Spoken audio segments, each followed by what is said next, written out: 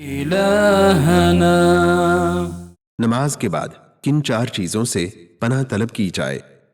حضرت عبداللہ بن عباس رضی اللہ عنہما فرماتے ہیں کہ رسول اللہ صلی اللہ علیہ وآلہ وسلم اپنی ہر نماز کے بعد ان چار چیزوں سے پناہ مانگتے تھے۔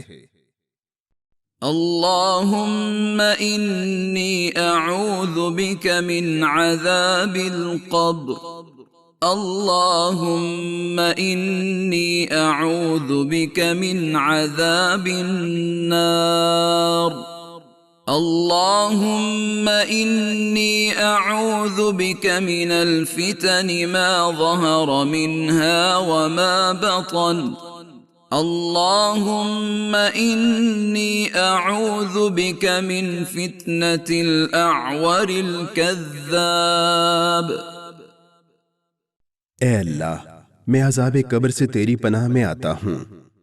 اے اللہ، میں عذاب جہنم سے تیری پناہ میں آتا ہوں۔ اے اللہ، میں ظاہری اور باطنی فتنوں سے تیری پناہ میں آتا ہوں۔ اے اللہ، میں اس کان دجال کے فتنے سے تیری پناہ میں آتا ہوں جو بہت بڑا جھوٹا ہوگا۔